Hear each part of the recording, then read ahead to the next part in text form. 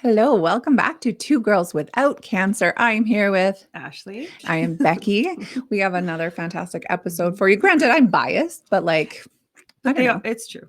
They all are. Tell me It's one fine. episode that wasn't good. Right? Okay. No, I've loved everyone that we've had on this season. Mhm. And I loved all the things that we did last year Mhm. on that season. That was our first one, and this one they're all going to be different, I think. Totally. Like I Mhm. said, I'm biased, but we've picked these guests specifically Mhm. because what their story is or how they help people really appeals to us.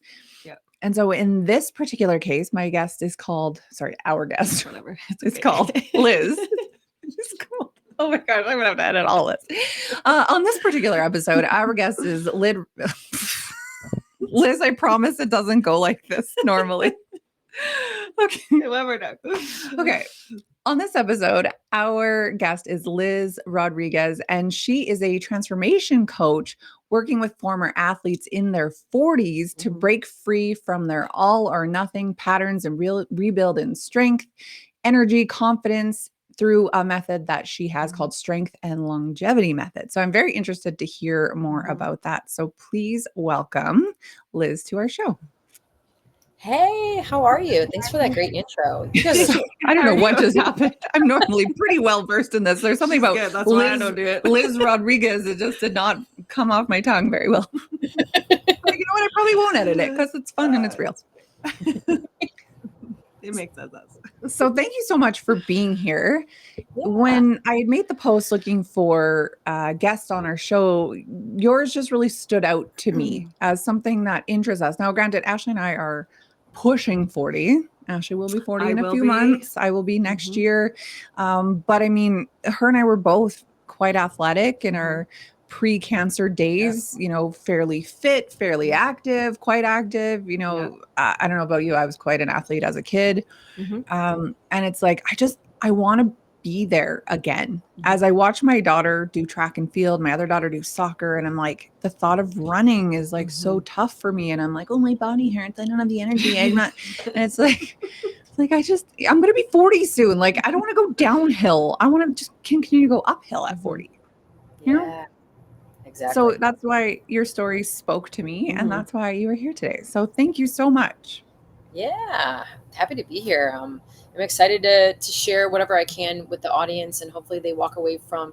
I always say, like, regardless of the type of podcast I'm on, I always want the listeners to walk away with like real tidbits. Like, that's why they're listening, right? Like, we're gonna have some good stories. We're gonna be jiving. We're gonna be joking, but we're also gonna like walk away with some stuff too. Some like real life skills that we need. Yes. And that's my hope with all of our podcasts, all of the guests. We've had on cancer survivors, we've had on dietitians, nutritionists, people who work with Ozempic. I mean, granted, Ozempic's not my jam, but like it might be for someone who needed more information on it. Right. We've talked to gut specialists, we've talked to mold experts, like we've talked to counselors, yoga teachers. Like, if someone does something that helps somebody, I'm all for it. Oh yeah, absolutely. Right. We want to hear it. So tell us about your coaching, Liz Rodriguez coaching. And where are you from? Sorry. Oh yeah, I'm from Chicago. We were talking earlier. Awesome. I'm in South Carolina right now. It's confusing, but I am actually. You're going to hear it. This twang is coming back full throttle. I was living in New York for a while, and I came back. I'm like, So yeah, I'm originally born and bred in Chicago for the first 34 years before we started moving around and stuff. So yeah. Love that. So tell us about your coaching. Like, tell us what brought you to where you are at today, or you can give us your history. Take it however you want. There's no direction on this show. Ooh, yeah. I actually just celebrated 20 years in fitness a couple of weeks ago, which is sort of it's kind of crazy because it's like almost half my life, right? I'm 42 and a half, whatever. So it's been a long journey, but I'll give you kind of the big tidbits is I've always been an athlete. When I went away to college, I was a college athlete. I was a long distance runner. So, track and cross country, all that stuff. And so when I got out, I knew that I wanted to help people. But I really didn't know in what capacity. And I wound up becoming a personal trainer and just kind of dove into the industry. And I had a great trajectory. I got into management really early. I was able to work at a lot of different clubs. I was at the same company for 12 years. So I learned a ton, all that stuff. But I think, really fast forward to as I got into my 30s, with my own health, I was starting to notice that, you know, the things that I had always done just weren't working anymore, right? Mm. Like I wanted to work out hard all the time. I also was in a very male dominated industry. So, I mean, even my husband says it, like, I was like a different person there. Like my voice would change when I was around, when I was like managing, you know, like you have to kind of be a different, I was creating a different. Adapt your surroundings, I guess. Exactly. Or like peacocking almost. Yeah. Like having to Shapeshifter. be like, Yeah. right. And I noticed that, you know, I was constantly trying to keep up with the workouts and do like the same nutrition, and like it would like work for a little bit and then it wouldn't, and then all of a sudden I'm like, I've put on like 20 pounds, like 30 pounds. Like what's going on here? And I was constantly exhausted. And what I always blamed it on was, well, I just need to change like how I'm working. Cause I'm like, I'm getting my MBA and I'm like still working full time. And it's just because of all of those things. And so when we moved out to New York and I started working for some different companies, that's when things got really, unfortunately, really bad. And I wound up, I had to get back surgery, which most people are not going to have to do that. So I don't want to scare anybody on there, but I had a massive herniation and they were like, if you don't get this done, if you got in a car accident right now, you could be paralyzed. That's how much That's scary. out. So all of a sudden it was like, all the stuff that you want to do, you need to stop. Your identity as a runner, as a fitness trainer, as everything, that all needs to stop because you got to prep, because my surgery was 2 weeks later. And so after that, all of a sudden it was like, I don't think that I know that I'm in the wrong, I'm not approaching things the right way, but I don't really know where I'm supposed to go from here. And since I was out in New York during COVID, I had a little bit of time off because the gym's closed down for 6 months. And kind of had some like, you know, where am I going with my career sort of thing. And that's when I went down the health coaching route and I became a board certified health and wellness coach.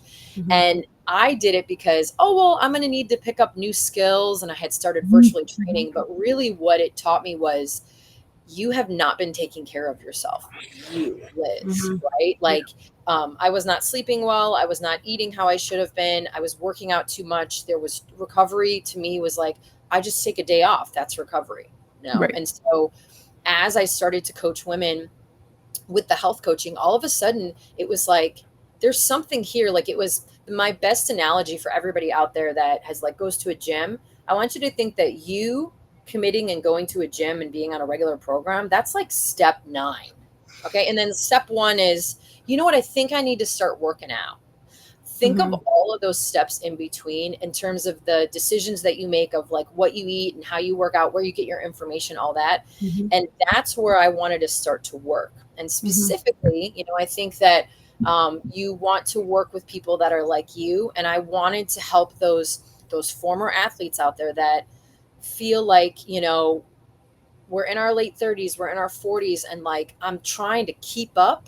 I'm trying to do all these things. And yet I feel like I got brain fog all the time. And I feel like I need to sleep all the time. And I feel like I have a big meal and then I feel like shit for 2 weeks. Like we're going through puberty is what it feels like.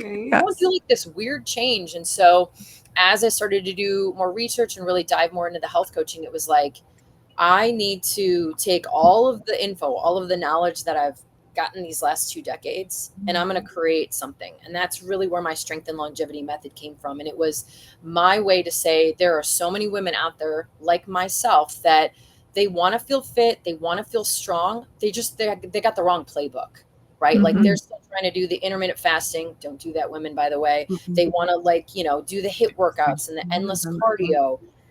And where is it getting them? It's making them actually gain more weight, feel like shit, and then their bodies don't feel like they're theirs anymore, right?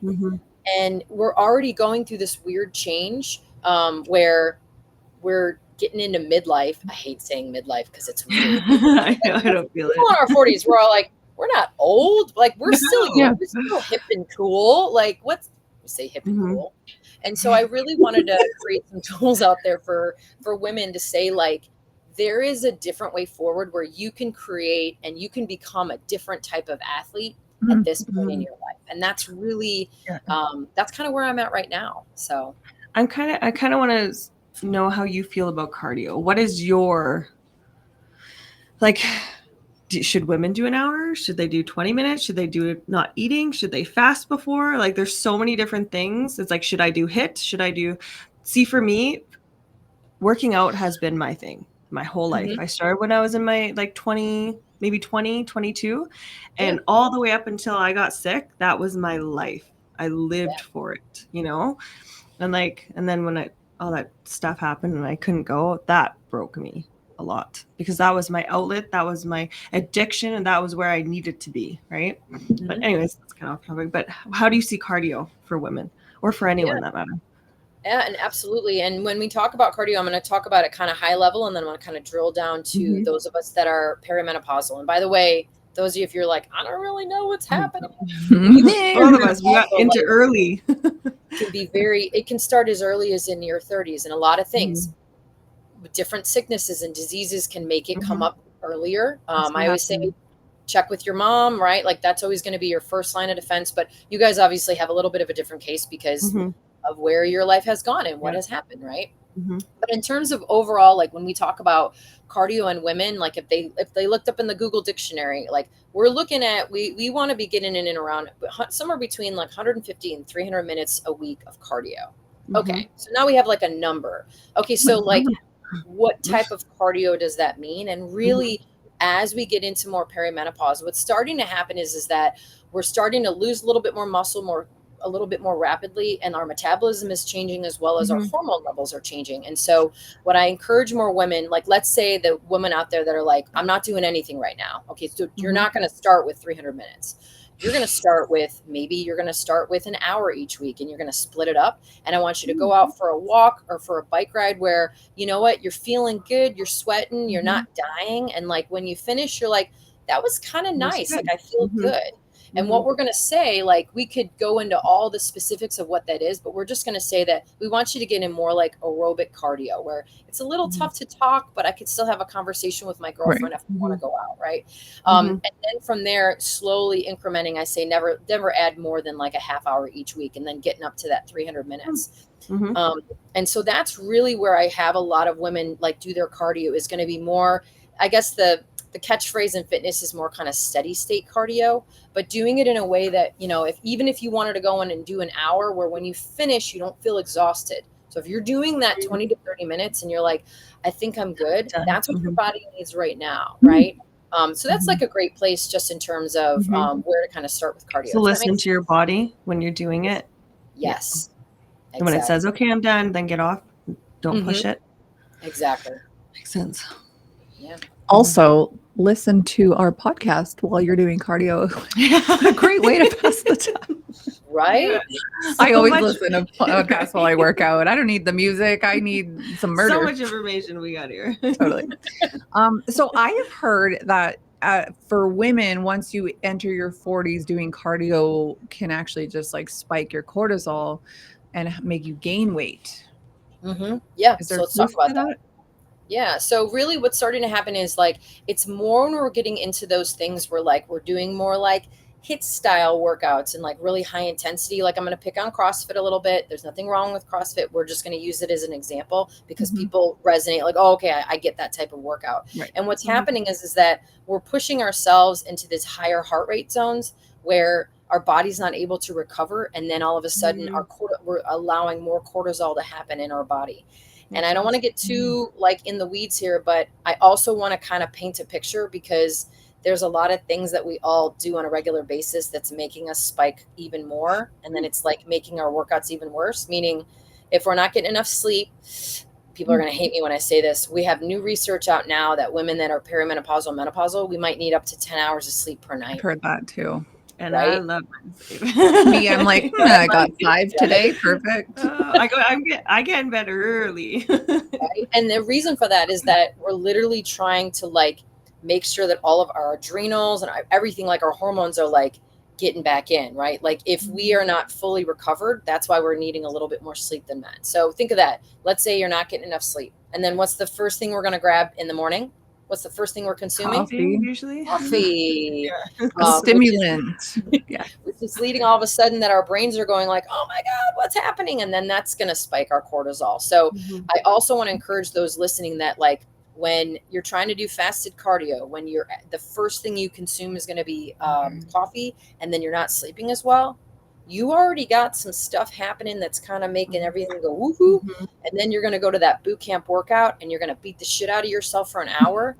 That's what we mean in terms of like, hey, is cardio bad? No, but we want to actually look at it more as it's going to be better in the long run for you just to like do some more kind of steady state aerobic. And the other thing I will throw in, and this is, I'm not going to steal from her, but Dr. Stacy Sims, freaking amazing. Go out and look. She's got a great book called Roar. And she does a lot of her own research when it comes to women, more menopausal, but it's going to apply here. It's to get in a couple of high intensity, like 2 high intensity workouts each week, which you're going to laugh how easy this is. You're going to warm up. Let's say you're going to go out for a little bit of a jog. This is going to be for Becky, right? Let's say you walk for 5 minutes and then you're just like, okay, I'm going to sprint as hard as I can for 30 seconds. And then I'm going to walk for a couple minutes till I'm recovered. And I'm going to do it 4 times. And then that's it. And what that's doing is it's allowing your body to work in those higher heart rates, but you're giving yourself enough time to recover that you finish it. And then the next day you're like, oh, cool. So I got in my anaerobic work for all my fitness people out there. But most of the cardio you're going to wind up doing is going to be more in the aerobic. So interesting. Okay. I like that because I had heard this about, the women in the 40s or whatever, and how cardio was harmful or whatever. And I'm thinking like, I know cardio is good for you. Like if anything for heart health, right?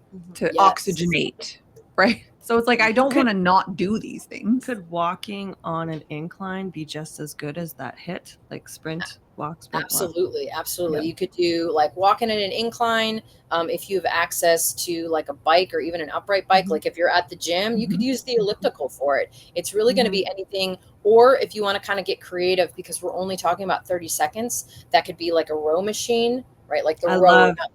Right. I do that every day. I love that. That's my thing. Jump rope. It could be anything that's just going to kind of get that heart boost rate up. Your heart rate, and then you can slow it down at your own pace. Yeah, my daughter, who again track like you, she's a sprinter though, but they put her on the bike, especially if her shins are really sore. They'll put her on a spin bike, and they'll make her do HIIT. You're going to do 30 seconds, 2 minutes, 30 seconds, whatever, for X amount of time. And it's like, Mom, I hate it. I'm so tired. I'm like, good. It's good for you. Get it done. Right. And then obviously I don't take my own advice. Like I could just go downstairs and use the bike and also do it. But I'm slowly starting to get back into having my passion again for it, because that was the one thing that killed me that I didn't have. And now it's hard on your mental health too, if that's like part of your identity. And like you were saying as well, how just things that you were doing, all of a sudden you have to like get back surgery, right? It's like it's hard on your identity if that's part of you in your daily routine to not have that. Makes so much sense. I feel like I didn't have anything prior to getting sick that I was like very consistent with though. So it's like I didn't feel that same thing. But your heart was always a giver. You're always doing this, and you're always I guess I never stopped doing that. I just overworked myself. It was just a different doing. Yeah. Cool. So then what about like weightlifting? Because that's where I focus on more. When I go to the gym, I mostly do weights because my muscles have just disappeared over the last 2 years, right? Atrophy, whether that's chemo, radiation, lack of use, whatever. I'm weak. And so I'm at the gym the other day and I'm in physio and she's like, we're trying to strengthen the mastectomy site. And she's got me with 3 pounds. And I'm a lot stronger than 3 pounds, but I'm doing it. And I'm like, right? I'm embarrassed at how weak I am. I still can't open jars by myself. Yeah. And I'm like, You're doing some farmer's walks. Have you walked around the gym? Hard. It's hard. I had 3 surgeries in 8 months and they cut me open quite badly. Like the second one was really major. So it tore everything up. And then like they took a metal brush and scraped out my peritoneum because the cancer spit everywhere. And then they just went in there and started cleaning everything. Yeah, that's crazy. But so it really messed me up. And then my 3rd surgery was my bowel obstruction, and that put me flat out. It was like, your body's done.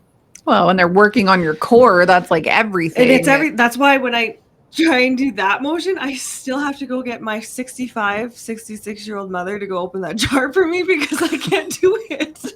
There's weak, and then there's your 66-year-old mother opening a jar for you weak. She's got that older lady strength. She's got that like farm lady strength. Yeah. I was like, oh.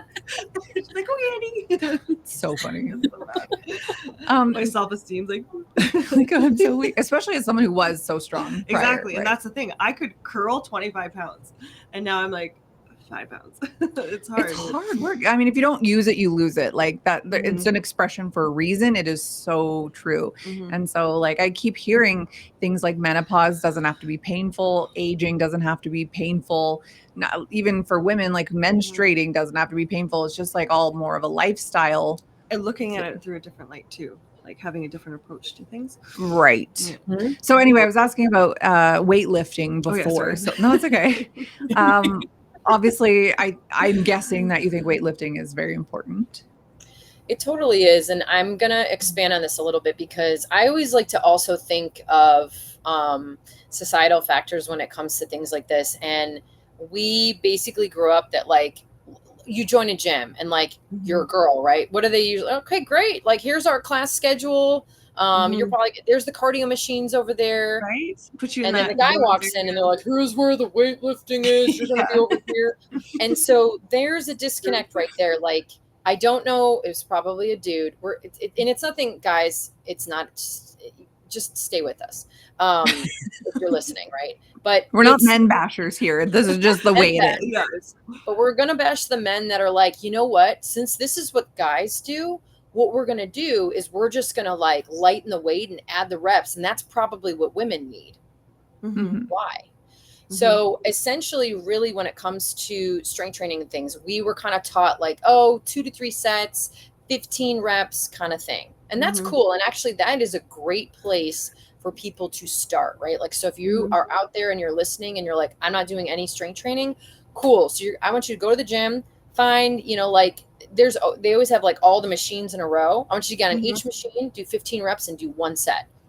And that's going to be good for like first couple weeks. Why? To start out, the beginning. That's going to be your volume, right? And start going. Well, and just getting your muscles used to it again. I love getting that. your muscles used to it and like kind of figuring out like, okay, I'm doing the chest press. Like, does this feel okay? Do my shoulders feel okay? And the next day you're like, cool, I felt that here. My neck feels okay. But eventually, like, where we kind of want to go, specifically when we talk about, so if we know that our hormones are kind of going haywire, we're more likely to start losing muscle mass, which also impacts bone health. And always think, I know this sounds weird, but muscle grows out of bone. So when we're talking about like weight bearing activity, it's always going to be twofold, meaning you want to do enough weight bearing activity that you're stimulating bone growth, which stimulates muscle growth. Isn't that weird to think about? But yeah, totally connected. It's all connected. And so really the end goal is that eventually you're getting to a point like twice a week where you're doing around somewhere between like 3 and 5 sets around like that 6 to 8 reps. Now people are going to hear that and they're like, that sounds heavy.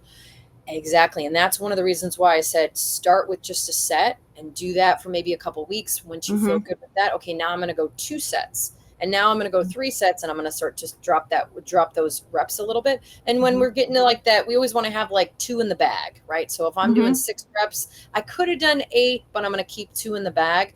That's always like a good rule of thumb. But, and then where else do I want to go with that? Yeah. And when we talk about, if we're getting kind of more specific is, you basically kind of want to move your body in all these different motions. That's why, we talk about push, we talk about pull, we talk about press, with our legs, with our arms and all that, and doing all those basic movements for a couple of sets. But don't feel like, because what happens as we start to get more into lots of high reps and things like that, that can actually kind of lead to a little bit more like stress response in the body, just like we talked like about damage.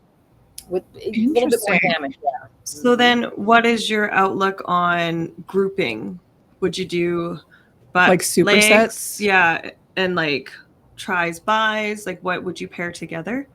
What, for the most part, because at the end of it, I want people to be really consistent. And I feel like consistency is like 2 times a week, right? Like lifting 2 times a week. So I always say, do everything.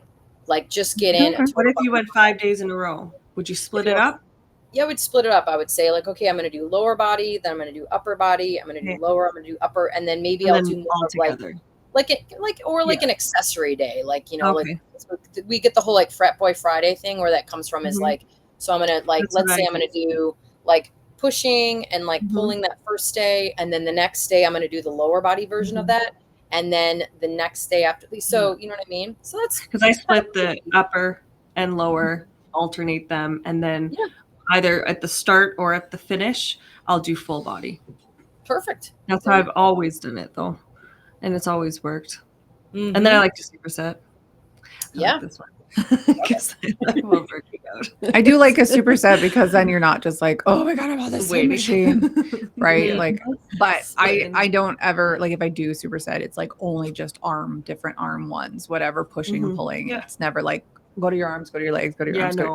Nothing No. like that. I mean, I've been with trainers who've done that, but no. So I was at physio yesterday, and this is what she had said. Now, she didn't say anything about leaving 2 in the bag. She had said for me, like, anything that isn't like, so this motion is hard for me just with like the mastectomy. Anything up here, she said, just do X amount of reps and you want X amount in the bag after. She said, you do not want to go to exhaustion on that one. You want to be able to but the ones that I'm strong enough to do, like pulling and stuff like this, she said, yeah, just lift heavy till you can't.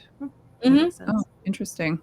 So instead of like, because I said, should I go low and slow, like more and or short and heavy, and she definitely leaned more towards short and heavy. Exactly.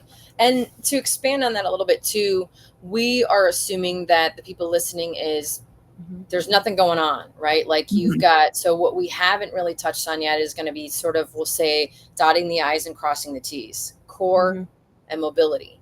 And when we say those words, I think we're a little bit more versed in them now. When we talk about core, and I really want to remind people, core runs, you guys know this more than I do, from how you feel with the different surgery and stuff you had, from your neck down to your pelvis. And it's all these different layers and striations. I always say it's kind of like one of those like finger traps, you know? Yes.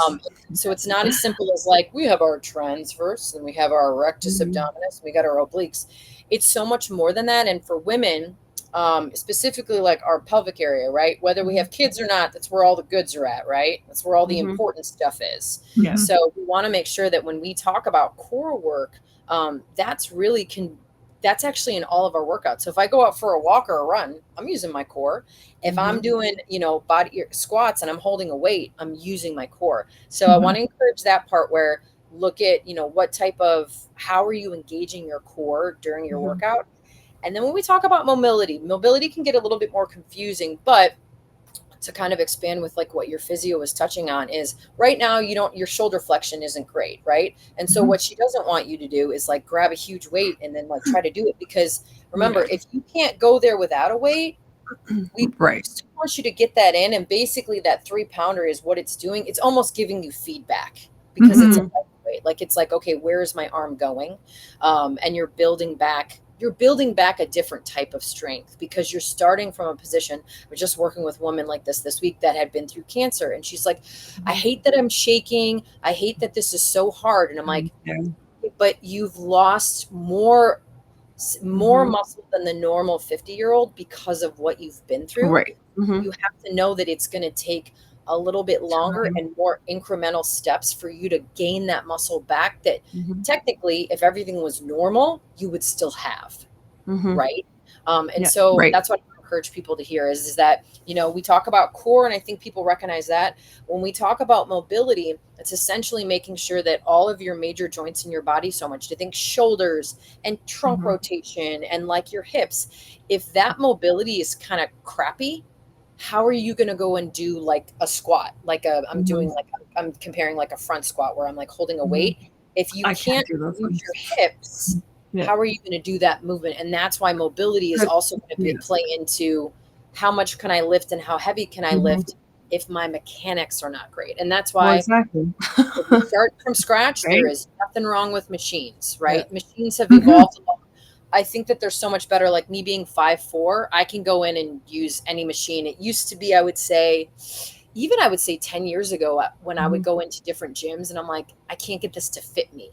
But I think that we've evolved a lot more where most machines are really set up. I think as long as you're like over 5 foot, which is going to be still not everybody, but I think we're majority of adults. Yes. We're going to say majority.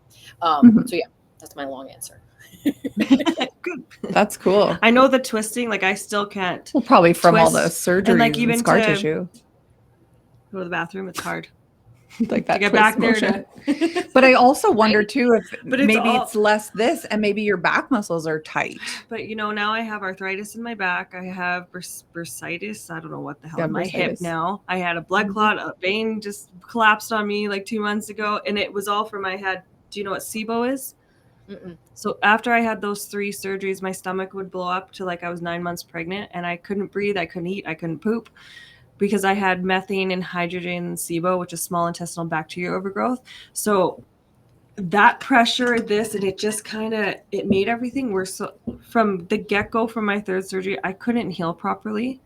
So it kind of just set me up for failure. I guess if there's no room, it's like, think of when you're Yeah. pregnant and it's just There's pushing not. everything And out of the plate. I got to the point where it was like shelving over, and my ribs and like trying to breathe was the hardest part for me. And like I couldn't physically get out of bed because the pain and the pressure, like I was going to explode, because your intestines literally fill up with gas, hydrogen and methane gas. It's crazy. I dealt with that for what I'd say a year and a half since October. Well, this October will be 2 years. And then now I've done so much research, like the medicines they put you on, that doesn't work. Like all that stuff, it's hard. You have to really. They're like this: painkiller, antibiotic, antidepressant. Pretty much your And I'm cocktail like, to deal with it. I was like, that's not good enough for me. But like all that after what I went through, plus that, it's really hard for me to get this, and everything does sit in our core, and that's the one thing that I have a problem with. Like even when my first few days at the gym, because that's like I love it, I was so happy just to be there, but I was unstable. Like my whole body, like I'm trying to lift these weights and I'm shaking, and then I'm falling over. And I'd always, like when I started yoga, they have a pole in the class, and I have to make sure I'm by that pole so I can catch myself or I can lean on something, because I don't have any stability. But I'm trying, and I know it will come with time, but it was a baby long steps journey. And like in my mind, I would separate her, the old Ashley who worked out, who did this, who all these things, to this one. And it was hard for me in the beginning because I was so sad that I couldn't lift my weight that I was at, and I looked deathly, and I'm like, I got really long legs and they're really skinny now. I can't seem to get weight on them, and it's just like you go through such a crazy, like your mind and everything. But now I'm kind of over that, and I'm starting to heal now, and it's great. It took a lot to get there though. And I think that is something that we all face in different ways. Oh yeah. Right? Because I think that we're getting to this point in our life where we're sort of like half of it's behind us, and then we have the other half in front of us. Yet this part in front of us is completely different. Like think of all of the changes that your body goes through, that your life goes through from 0 to 40, right? Like you were in school and you go to college and you get your first job, and maybe you're getting married, and maybe that's when you're having kids. Like all of these crazy things are happening. And then all of a sudden you're like, so now where am I at? And I work on this a lot with my clients, is also figuring out like your identity is going to need to shift, and like, what do you want that identity to be about? And especially when we talk about the mindset, this is when I realized, like, I was working with some different beta clients that were not athletes, and I was like, I need to work with former athletes, because we're different. Just like I don't typically work with people with kids. You know why? Because I don't have kids. I have no idea what goes on in that world. You should have a coach that has kids that like gets what you're going through. Right. Makes sense. Right. I tend to attract more former athletes and a lot of like business entrepreneurs and stuff, probably because I'm an entrepreneur. And I think it's that saying, like, this is where your life is right now. You cannot go back. Like I've run a 3:41 marathon. I've deadlifted 200 pounds. I've squatted 210. I've whatever, all that stuff I'm never going to do again. And that's okay. What are the things that I get to do now though? Like what's going to be like my future life, and like, how do I want to feel and look? And the biggest thing, I was just, because I'm getting ready. I'm prepping for I'm going to do a live workshop next month on this whole notion of like, why, so let's say that you want to look and feel a certain way. Do you care how to get that way though? Like meaning like if it's totally different than all the workouts and the nutrition that you used to do, are you okay with that changing if the end result is what you want? And I think sometimes we hold on to these weird things, like we want to do it this way. And I think part of that is, I was just talking about this on my last podcast, is we grew up in a time, we're millennials, right? We're older millennials. And we were like, how dare you, first of all, right? Like we can be anything and we can have everything. Mm-hmm. And we do, but I see so many women that are struggling where they're trying to balance all these things. And then they're still that, I got to get along with everybody and I got to make sure that this happens. And you know what I mean? Like there's so much other like underlying stuff of like, why are you how you are right now? And like, how do we get you in a different mindset? Because it's not just going to be about what you're eating and what you're lifting. Right. Yeah. I actually like that for you. Again, I was fairly unstructured my entire life. I'm like, chaos. She's very structured. So for you, there is that depression type piece that comes with a lot trying to live in the past, but not when I achieving that. Only 2 months I've been mentally better. It has only been 2 months that I'm finally like, I'm going to be okay. I can breathe. But I think like being able to adapt, like Liz and was that's saying, what I literally had to do. Yeah. Because I held on to that. I wanted to be her so badly that I couldn't see who I was in this right now. I couldn't accept her. I didn't want to. But then once you truly do that work and you change that mindset and you really look at like what's your future going to be like, it does change you. And you find a new appreciation, you know? It's like I went to the gym for 30 minutes today. It's like, you know, before it's like 2 hours or twice a day. You know, I'm like, I did it. Just even to walk into something. I remember my first yoga class. I'm like, I really don't know if I can be here. And I went and I did half the class and I was, well, not even half the class, but you know what I mean? I was just there and that even started my like healing journey. I love it. Yeah. Just accepting where you are now, because even for professional athletes, you can have the time of your life when you're 20 into your 30s, but you know, eventually you're going to hit 40, eventually you're going to hit 50. You're not going to be that anymore. And that's okay, right? Your body changes. Like granted, yeah, the goal for all of us is that we're going to live to 90 and be like super fit athlete grandmas. But like realistically, that's not the case for most people. But I think the biggest thing that you just said is just to be okay. Yeah, it's okay. It's going to be okay. Right? Yeah. It came out a couple of years ago. Alexi Pappas wrote a book called Bravey. She is an Olympian.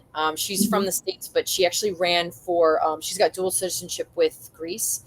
And just hearing her stories, she ran for University of Oregon, which my runners out there, that's a like track school. I know it. Yeah. That's a big deal. And her bouts with depression and there's a lot. I don't want to like give away the whole book, but reading it, I was like crying. I'm like sending messages to like my old teammates because I was just like, we were able to experience something so amazing. Like being a college athlete is like, it's amazing. Like it's not, obviously I'm not an Olympian or anything, but you're at this like superior high level. And you know that it's not, you deny yourself the ability to be like, dude, you know that it's not going to be like this forever. Like you're never, you can't stay at this caliber forever. And you're going to need to like figure out how to deal with it. Like once it comes, and that's really what her book is like all about, because, you know, especially Olympians, like they're like, you peak and then you're like 25 and you're done. And then you have your whole life ahead of you. So yeah, like I haven't learned life skills. I've learned this athletic skill. Like, what do I do? Yeah, there's got to be a major depressive piece that goes along with that. I know my brother was in the States on scholarship for baseball. He was an athlete.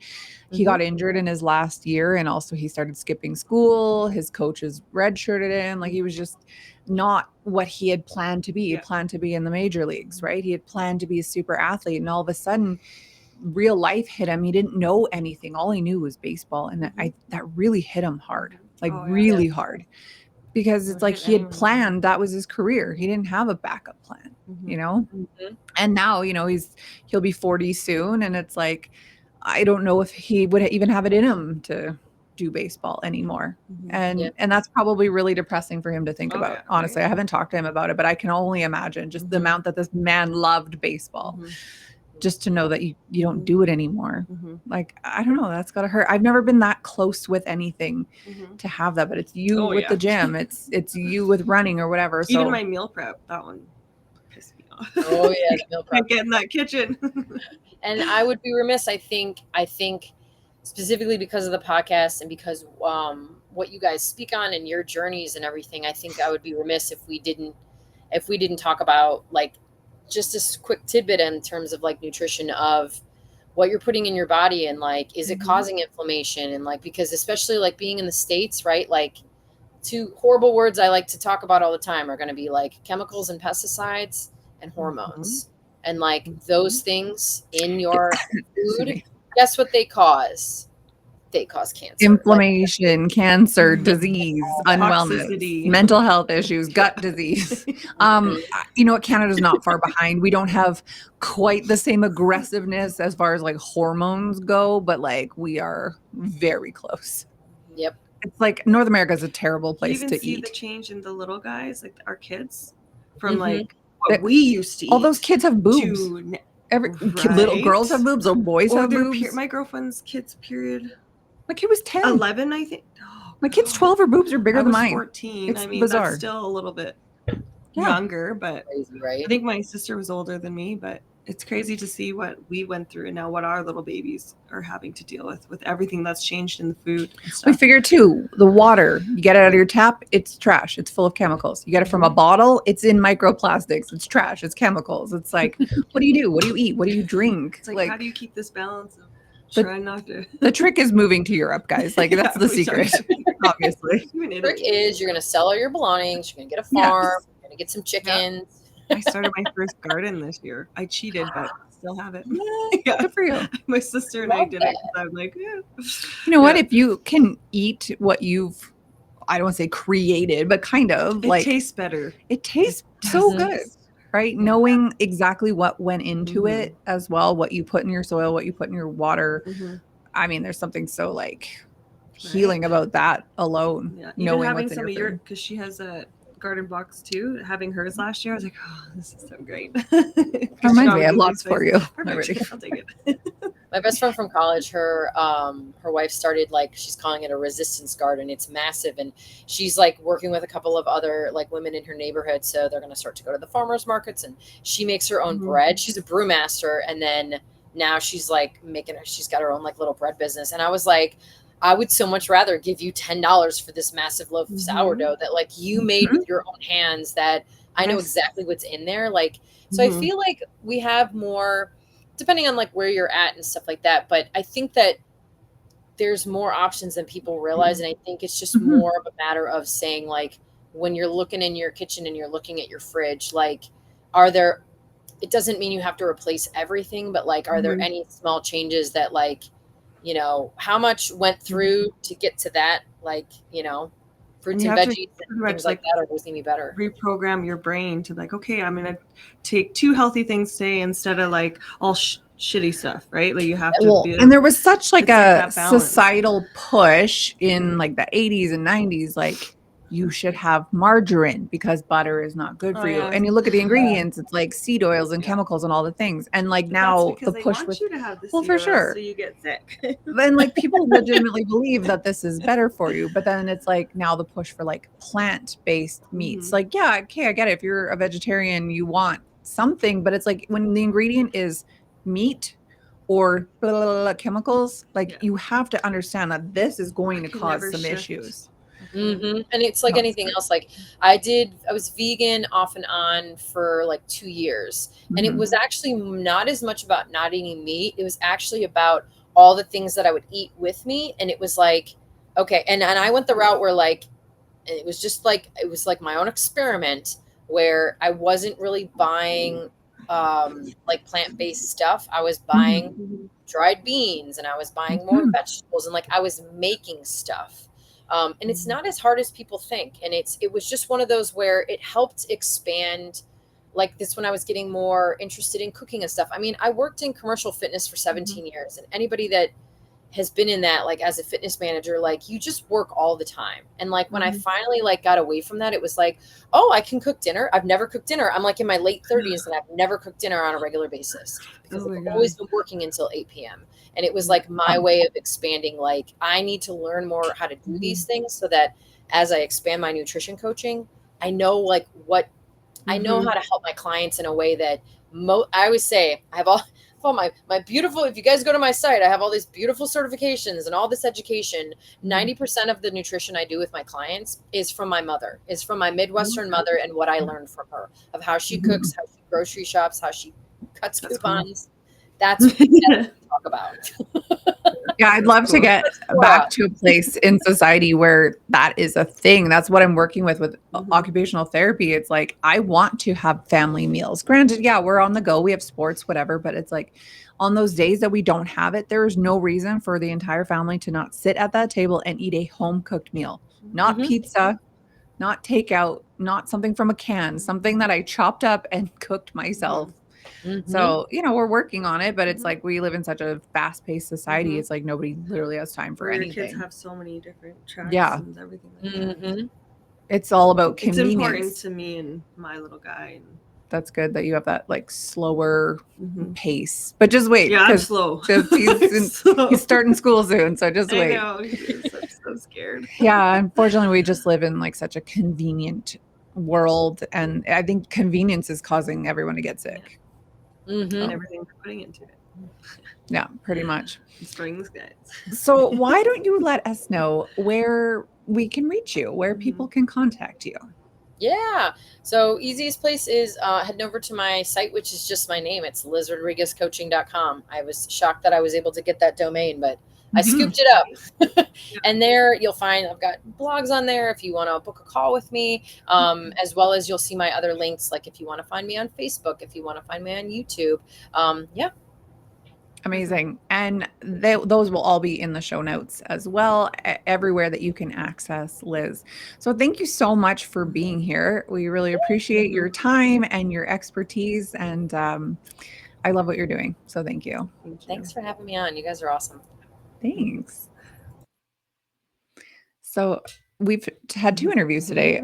Both of these beautiful women have said you need to move your body and you need to put some good food into your body. So and pay attention to what you're putting. And paying attention. Yes. Being mindful about it. So, you know, like I'm feeling a little bit convicted today because I'm like, I meal prep. Well, I want to do those things. I told you. It's like I just mentally haven't gotten around the And I told you I would help you, but I've just been so One day. We'll get there. One day we'll get there.